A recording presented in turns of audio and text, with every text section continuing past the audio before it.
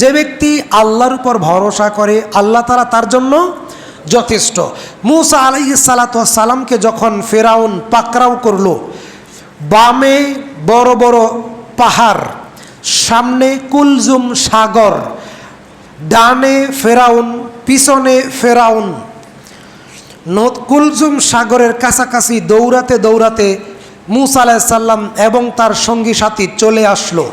সামনে কি কুলজুম সাগর, বামে কি বড় বড় পাহাড়, ডানে কি ফেরাউন ও তার দলবল, পিছনে কি ফেরাউন ও তার দলবল। এমন অবস্থায় মূসা আলাইহিস সালামের সঙ্গী সাথীগণ বলল, পাকড়াও হয়ে গেলাম, মুদ্রাকুন, পাকড়াও হয়ে গেলাম, আর বাঁচার কোনো পথ নাই। আল্লাহ তাআলা মূসা আলাইহিস সালামকে বললেন, মূসা তোমার হাতে এটা কি? তিলকা বিয়ামিনিকা ইয়া মূসা, মূসা তোমার হাতে এটা কি? মূসা আলাইহিস সালাম কি বললেন? কি বললেন?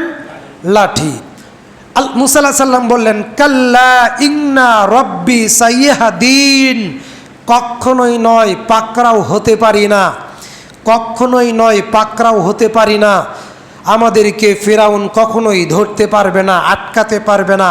কাল্লা, কখনোই নয়, ইন্না রব্বি, আমার প্রতিপালক, সাইয়াহদিন, আমাকে পথ দেখাবেন।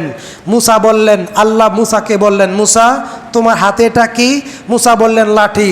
সমুদ্রে মারো বিসমিল্লাহ বলে। কি বলে? আল্লাহ ভরসা, আল্লাহ ভরসা।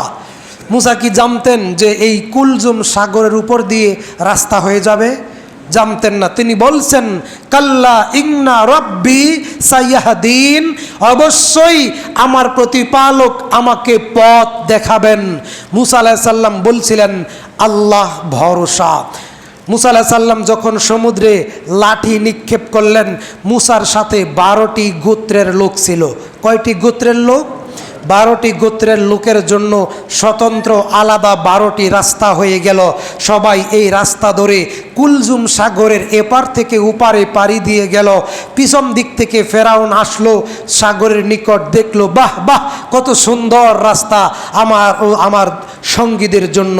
যখন ফেরাউন এই সাগরের রাস্তা ধরে ওপারে যাইতে লাগলেন মূসাকে ধরার জন্য, যখন সাগরের মাঝামাঝি গেলেন, নদী সমুদ্রের পানি কথা শোনে কার?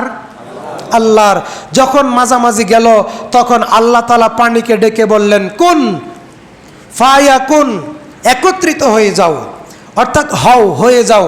আল্লাহ বলেন, অটোমেটিক্যালি আল্লাহর হুকুমে হয়ে যায়। সুবহানাল্লাহ। ফেরাউন সেখানে ডুবে মরল। আজও তার লাশ মিশরের জাদুঘরে আছে। আল্লাহ মূসাকে বাঁচাই দিয়েছিলেন।